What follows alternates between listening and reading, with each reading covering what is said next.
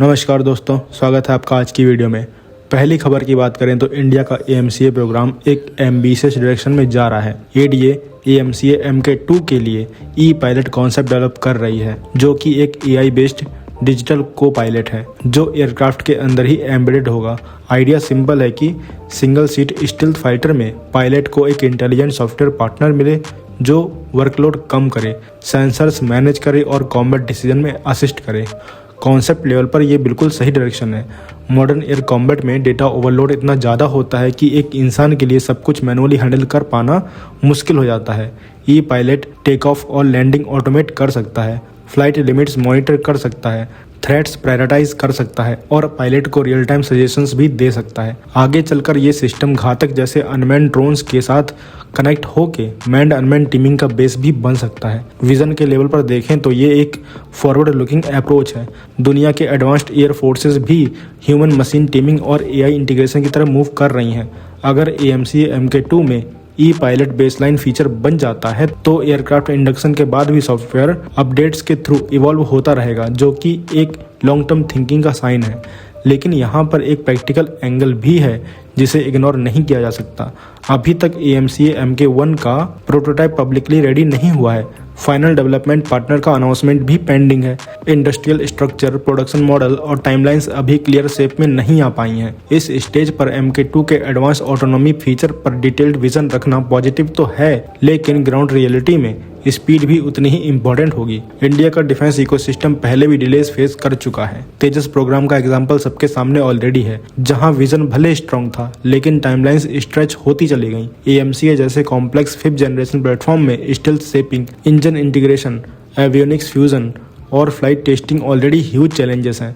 अगर foundation milestone time पर meet नहीं होती तो MK2 के AI driven upgrades naturally delay हो सकते हैं। तो बेसिकली विजन होना जरूरी है, लेकिन उस विजन को डिलीवर करने के लिए prototype roll out, engine clarity, partner finalisation और टेस्ट शेड्यूल पर इक्वली एग्जीक्यूशन भी दिखाना चाहिए। अगर MK1 टाइमलाइन स्लिप कर जाती है तो MK2 के गोल्स ऑटोमेटिकली फ्यूचर में पुश हो जाएंगे। पॉजिटिव साइड ये है कि अर्ली प्लानिंग से आर्किटेक्चर फ्यूचर रेडी बनाया जा सकता है। अगर ई पायलट को डिजाइन स्टेज से ही इंटीग्रेट किया जाता है तो बाद में एड ऑन के कंपैरिजन में बेटर रिजल्ट मिल सकते हैं। इसीलिए AMCA MK2 का ई पायलट कॉन्सेप्ट डेफिनेटली एक्साइटिंग तो है, पर साथ ही साथ हमें प्रेजेंट के प्रोजेक्ट को भी फास्ट पेस पर ले जाना पड़ेगा, क्योंकि हम ऑलरेडी बहुत लेट हैं टेक्नोलॉजी में। तो आप क्या कहेंगे इस खबर के बारे में कमेंट सेक्शन में जरूर बताइए। अगली खबर की बात करें तो इंडिया का मिशन गगनयान अब धीरे धीरे अपने क्रिटिकल हार्डवेयर वैलिडेशन फेज में एंटर कर रहा है और इस बार स्पॉटलाइट एक ऐसे सिस्टम पर थी जो लॉन्च के टाइम नहीं बल्कि मिशन के सबसे सेंसिटिव फेज री एंट्री और रिकवरी में काम करता है। DRDO के चंडीगढ़ वाले टर्मिनल बैलिस्टिक रिसर्च लेबोरेटरी के rail track rocket sled facility पर गगनयान के ड्रॉग पैरासूट का qualification level load test successfully conduct किया गया।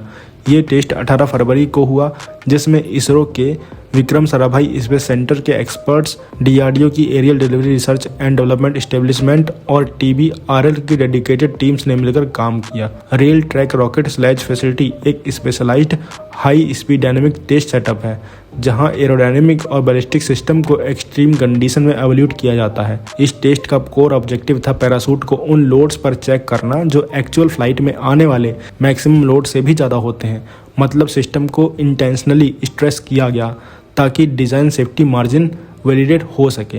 क्वालिफिकेशन लेवल लोड्स का कॉन्सेप्ट सिंपल है। अगर हार्डवेयर एक्सपेक्टेड फ्लाइट लोड से भी हायर स्ट्रेस सर्वाइव कर जाए तो रियल मिशन के टाइम एक्स्ट्रा सेफ्टी बफर मिलता है। ड्रॉग पैरासूट का रोल बहुत क्रिटिकल होता है। री एंट्री के बाद कैप्सूल जब हाई स्पीड से उतरता है तो सबसे पहले ड्रॉग पैरासूट डिप्लॉय होता है, जो कैप्सूल को स्टेबलाइज करता है और मेन पैरासूट डिप्लॉयमेंट के लिए सेफ्टी क्रिएट करता है। अगर ड्रॉग स्टेज में कोई फेलियर हो जाए तो पूरा रिकवरी सीक्वेंस कॉम्प्रोमाइज हो सकता है। डिफेंस मिनिस्टर ने इस सक्सेसफुल टेस्ट पर DRDO, इसरो और इंडस्ट्री पार्टनर को बधाई दी। तो इस क्वालिफिकेशन टेस्ट ने क्लियर कर दिया है कि इंडिया रिकवरी सिस्टम के क्रिटिकल डोमेन में भी डिजाइन से लेकर वैलिडेशन तक कैपेबल हो रहा है। अगली खबर की बात करें तो 14 से 19 फरवरी तक US इंडो पैसिफिक कमांड के चीफ एडमिरल सैमुअल पेपरो इंडिया आए। उनका विजिट न्यू दिल्ली, चांदी मंदिर और बेंगलोर तक रहा। न्यू दिल्ली में उन्होंने इंडिया के CDS अनिल चौहान और नेवी चीफ दिनेश के त्रिपाठी से मीटिंग की। डिस्कशन का मेन फोकस था इंडो पैसिफिक रीजन में सिक्योरिटी कोऑपरेशन और इंडिया का रोल। दोनों साइड्स ने फ्री और ओपन इंडो पैसिफिक को मेंटेन करने पर बात की। चांदी मंदिर में एडमिरल पेपरो ने इंडियन आर्मी के वेस्टर्न कमांड का विजिट किया। यहाँ उन्होंने वेस्टर्न और नॉर्दर्न बॉर्डर्स के सिक्योरिटी सिचुएशन पर डिस्कशन किया। देन बेंगलोर में उन्होंने एडीए और नेशनल फ्लाइट टेस्ट सेंटर देखा। विजिट के दौरान क्वाड पार्टनरशिप का भी मेंशन हुआ। इंडिया, यूएस, जापान और ऑस्ट्रेलिया मिलकर मैरीटाइम सिक्योरिटी और लॉजिस्टिक कोऑपरेशन पर काम कर रहे हैं, जो रेगुलर एक्सरसाइजेज जैसे मालाबार और युद्ध अभ्यास इंटरऑपरेबिलिटी को स्ट्रॉन्ग करते हैं। ओवरऑल दोनों कंट्रीज लैंड, सी, एयर, साइबर और स्पेस डोमेन में कोऑपरेशन बढ़ा रहे हैं। अगली खबर की बात करें तो इंडिया के मीडियम ट्रांसपोर्ट एयरक्राफ्ट प्रोग्राम के कॉन्टेक्स्ट में ब्राजील की एम्ब्रर और महिंद्रा ग्रुप ने एक इम्पॉर्टेंट सिग्नल दिया है कि अगर इंडियन एयरफोर्स एमटीए के लिए C390 मिलेनियम सेलेक्ट करती है तो इंडिया में ही इसका maintenance, repair and overhaul facility establish किया जाएगा। C390 मिलेनियम अपनी क्लास का एक मॉडर्न मिलिट्री ट्रांसपोर्ट एयरक्राफ्ट माना जाता है। ये 26 टन तक पेलोड कैरी कर सकता है और स्पीड और रेंज दोनों में ट्रेडिशनल मीडियम ट्रांसपोर्ट एयरक्राफ्ट से आगे है। Cargo transport, troop lift, medical evacuation, search and rescue, fire fighting और ह्यूमैनिटेरियन मिशन सब रोल्स हैंडल कर सकता है। एम्ब्रर और महिंद्रा ने अक्टूबर 2025 में स्ट्रेटेजिक कोऑपरेशन एग्रीमेंट साइन किया था, जिसमें इंडिया में लोकल प्रोडक्शन और डीपर इंडस्ट्रियल पार्टिसिपेशन का विजन था।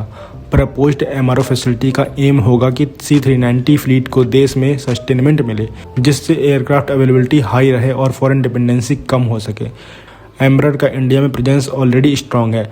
कमर्शियल, डिफेंस और बिजनेस एविएशन सेगमेंट में मल्टीपल एयरक्राफ्ट ऑपरेट कर रहे हैं। तो अगर एमटीए डिसीजन C390 के फेवर में आ जाता है तो यह पार्टनरशिप बहुत ही बेनिफिशियल हो सकती है। तो आप क्या कहेंगे इन सब खबरों के बारे में कमेंट सेक्शन में जरूर बताइए।